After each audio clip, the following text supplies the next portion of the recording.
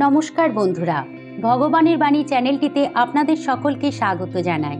আজকের এই ভিডিওটি অবশ্যই মন দিয়ে শেষ পর্যন্ত দেখুন। তাহলে চলুন শুরু করা যাক।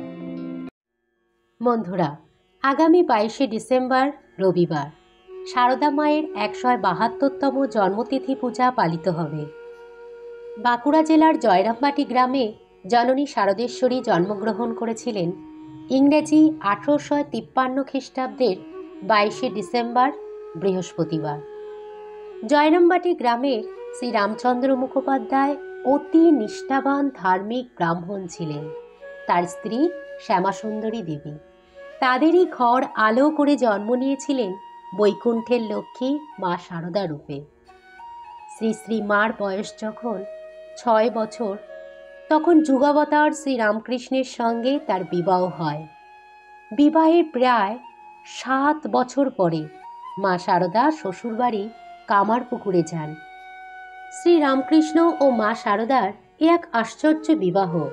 শোনা যায়, বিবাহের পূর্বে রমণীগণের বনভোজন স্থলে ঠাকুর ও মা যখন নিজ নিজ জননীর সঙ্গে বনভোজনে এসেছিলেন, তখনই তাদের প্রথম সাক্ষাৎ হয়। এরপর ঠাকুরের বিবাহের জন্য যখন কন্যা খোঁজা হচ্ছে, তখনই ঠাকুর জানান যে জয়রামবাটি গ্রামে সেই 6 বছর বয়সের কুমারীটি তার মনোনীতা পাত্রী। কিন্তু বিবাহের পর সেই মনোনীতা পত্নীর জন্য তার বিশেষ আগ্রহ দেখা যায়নি। বিবাহের পর ঠাকুর দক্ষিণেশ্বরে চলে যান। সেখানে সাধনাতেই মগ্ন থাকেন। এদিকে মা সংসারের অন্যান্যদের সাথে একা।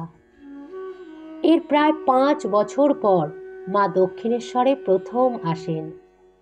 ঠাকুর তাকে সাদরে ও সমাদরে কক্ষে নিয়ে আসলেন। সেখানে তিনি নহবতে থাকতেন, ঠাকুরের সাথে একই শয্যায়, একই সাথে, কামনা বাসনাহীন পবিত্র এক সম্পর্ক। দক্ষিণেশ্বরে থাকাকালীন মা অনেক সকালে উঠে গঙ্গায় স্নান করতেন। দক্ষিণেশ্বরের মন্দিরে অনেক কর্মচারী, অতিথি ও নানা সাধুর সমাগম। তবু তারা কেউই মায়ের ছায়াটুকুও দেখতে পেত না। ঠাকুর সর্বদাই মাতৃ আরাধনা ও সাধনায় মগ্ন থাকতেন, তবে মায়ের অনেক খেয়ালও রাখতেন।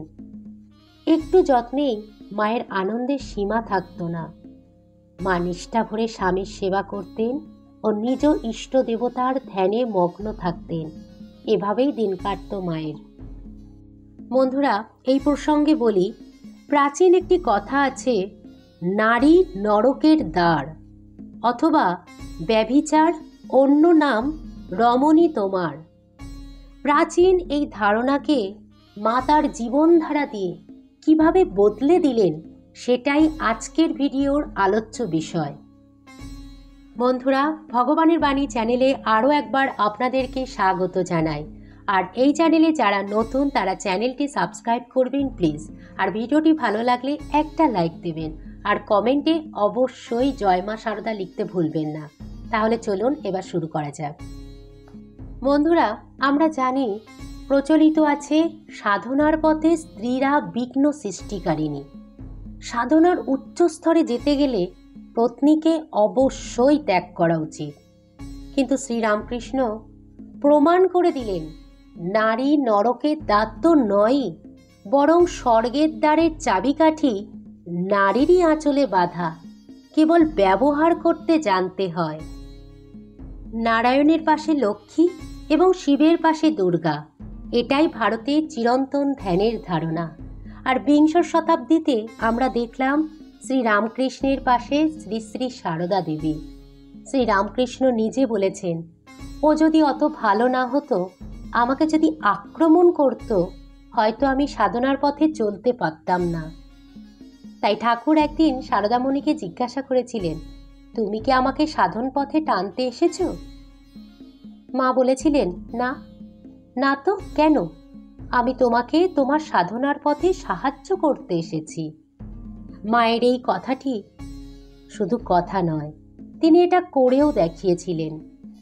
মা তার স্নিগ্ধ কোমল চরিত্রের দ্বারা, নিরাসক্ত ভাব ও সংযমের দ্বারা স্বামীর সাধনার পথ সরল করে দিয়েছিলেন। ছোট্ট সারদা জন্মেছিলেন মানুষ হয়ে, প্রকাশিত হলেন দেবী রূপে। স্বামী শ্রীরামকৃষ্ণ তাকে পূজা করলেন। বাংলা 1280 সালে ফলহারিণী কালী পূজার দিন রাত্রে ঠাকুর মাকে ষোড়শী পূজা করেন। মাতৃসাধক শ্রীরামকৃষ্ণ নারীত্বের আধারকে মাতৃত্বের সম্মান দিলেন। যুগস্রষ্টা পরম পুরুষ শ্রীরামকৃষ্ণ দান করলেন নারীর নূতন পরিচয়, যা প্রত্যেক নারীর মধ্যেই বিদ্যমান, তা হল মাতৃত্ব। সারদা মাতা জ্ঞানদায়িনী সরস্বতী রূপে দক্ষিণেশ্বরে প্রতিষ্ঠিত হলেন। জগৎকে জ্ঞানের আলো দেখালেন, আর আজও দেখাচ্ছেন। বন্ধুরা, সারদা মায়ের মধ্যে যে মাতৃত্ব, তা অতি শিশু বয়স থেকেই ছিল।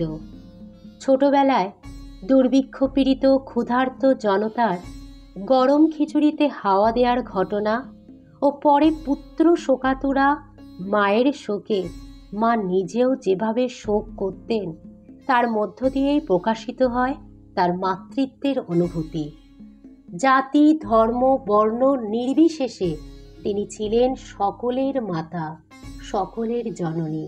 তার কাছে শরৎ যেমন, আর আমজাদও তাই।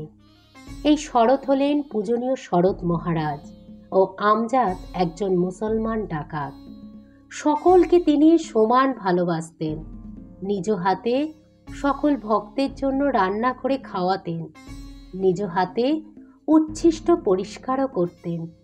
সকলের বিরহে তিনি ছিলেন শোকাতুর, অন্যের আনন্দে ছিলেন আনন্দিত। তাই তো তিনি বিশ্বজননী জগৎ মাতা, শ্রীরামকৃষ্ণের সাধন সঙ্গিনী। মায়ের এই অসাধারণ গুণের জন্যই তো শ্রীরামকৃষ্ণের তিরোধানের পর মা শ্রীরামকৃষ্ণ সংঘের সংঘ জননী হয়েছিলেন। ঠাকুরের অসমাপ্ত কাজ তিনি সমাপ্ত করেছিলেন। সংঘের সমস্ত ত্যাগী সাধুরা মাকেই মা বলে জানতেন। মায়ের আদেশ ছাড়া সংঘের একটি কাজও হতো না। মায়ের স্নেহের আশীর্বাদ মাথায় নিয়েই তো বিবেকানন্দ পাশ্চাত্য দেশে ভারতীয় সংস্কৃতি ও হিন্দু ধর্মকে সুপ্রতিষ্ঠিত করেছিলেন।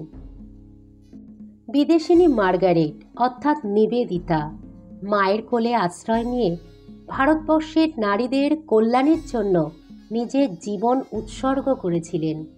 বন্ধুরা, আমরা সকলেই জানি এই ভারতভূমি সীতা সাবিত্রীর দেশ।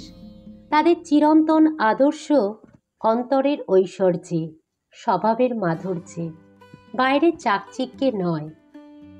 সারদা মা তার সহজ সরল আড়ম্বরহীন জীবনের দ্বারা দেখিয়েছিলেন ভারতীয় নারীকে শুধু স্কুল কলেজের শিক্ষায় শিক্ষিত হলে চলবে না, কিভাবে একজন আদর্শ কন্যা, আদর্শ বধূ ও আদর্শ মা হওয়া যায়, সেই শিক্ষাও গ্রহণ করতে হবে। বর্তমানে নারীরা পুরুষের সঙ্গে সমান অধিকার দাবি করে লড়াই করতে থাকে, কিন্তু অধিকার দাবি করে পাওয়া যায় না, তা অর্জন করতে হয় নিজের গুণের দ্বারা।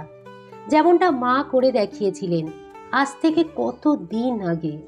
তিনি ঠাকুরের সমান অধিকার কোনো দিনই দাবি করেননি, কিন্তু নিজ স্বভাব মাধুর্যের দ্বারা সকলের মা হয়ে উঠেছিলেন শ্রীরামকৃষ্ণের সঙ্গে। তাই তো তিনি একই সঙ্গে পূজিত হন, যেন শিব ও শক্তি। একজনকে বাদ দিয়ে অপরজনকে ভাবাই যায় না। পরম পুরুষের পাশে পরমা প্রকৃতি।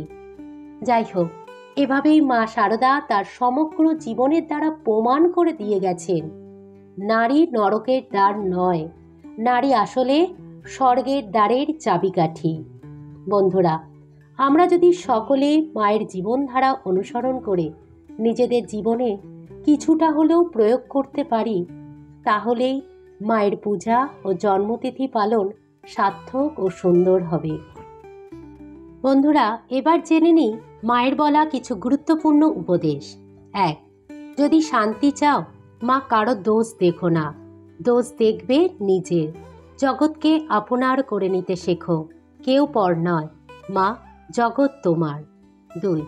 ভাঙতে সবাই পারে, গড়তে পারে কজনে, নিন্দা ঠাট্টা করতে পারে সব্বাই, কিন্তু কি করে যে তাকে ভালো করতে হবে তা বলতে পারে কজনে? 3. পৃথিবীর মতো সহ্যগুণ চাই। পৃথিবীর উপর কত রকমের অত্যাচার হচ্ছে, অবাধে সইছে। বন্ধুরা, আজকের ভিডিওটি এই পর্যন্তই। ভিডিওটি দেখে উপকৃত হলে ভিডিওটি শেয়ার করবেন প্লিজ। সকলে ভালো থাকবেন। ধন্যবাদ।